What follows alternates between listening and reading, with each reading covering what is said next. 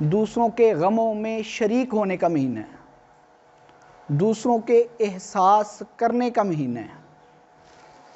تو اسی جملے پر آج بات ختم کرنی ہے کہ وہ شہر المواسات، یہ غم خاری کا مہینہ ہے، لوگوں کے احساس کرنے کا مہینہ ہے۔ کیسے؟ بھوک لگتی ہے، روزہ رکھا ہو بھوک لگتی ہے، غربت کا احساس ہوتا ہے کہ جو غریب بندہ ہے وہ بھوک کس طرح کاٹتا ہے، احساس دلاتا ہے۔ اسی پر 2-3 واقعات بیان کرتا ہوں۔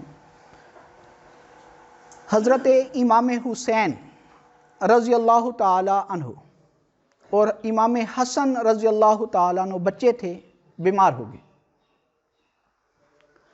آپ علیہ السلام پتہ لینے کے لیے آئے، اپنے نواسوں کا پتہ لینے کے لیے آئے۔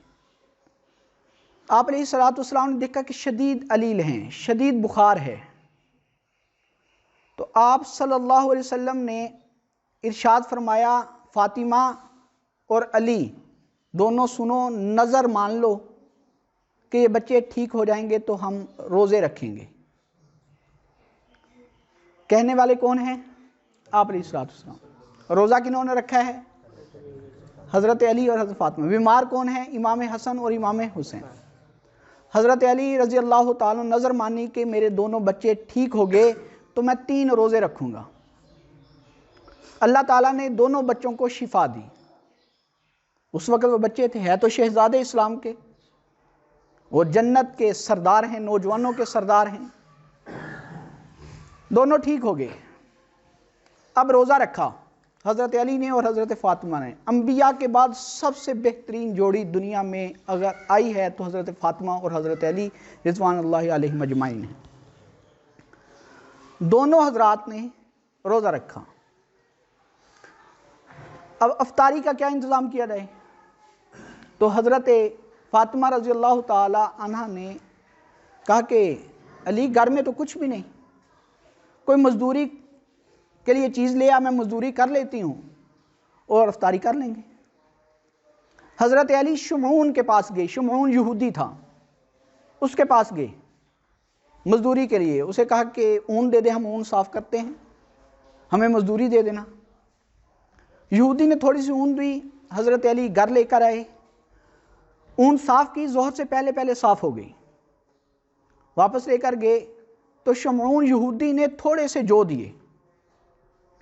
حضرت فاطمہ زہرا رضی اللہ تعالی عنہ نے بیٹھ کے چکی پیسی، جو کی روٹیاں اس وقت پکتی تھی، جو پیسی، 2 روٹیاں اس سے پکی۔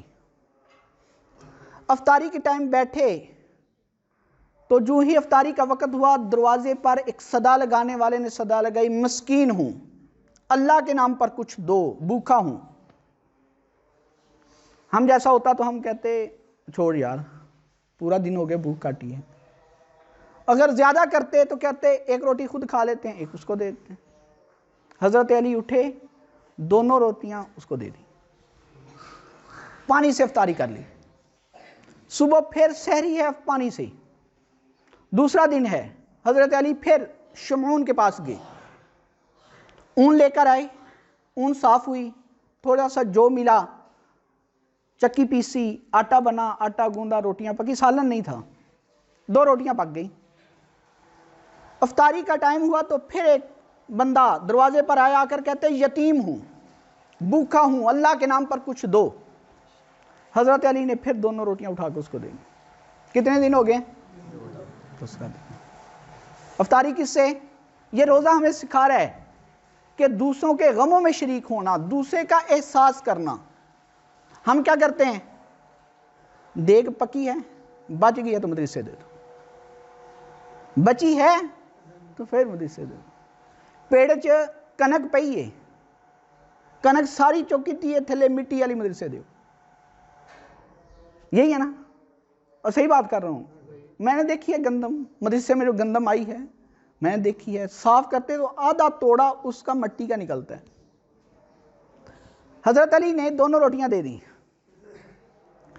تیسرا دن ہوا، حضرت علی پھر شمعون کے پاس گئے، اون لے کر آئے، 3 روزوں کی منت مانی ہوئی۔ اللہ تعالیٰ دیکھو کیسے امتحان لے رہا ہے، ایسے تو نہیں جنت کے سردار بنے، ایسے تو نہیں سرداری ملی۔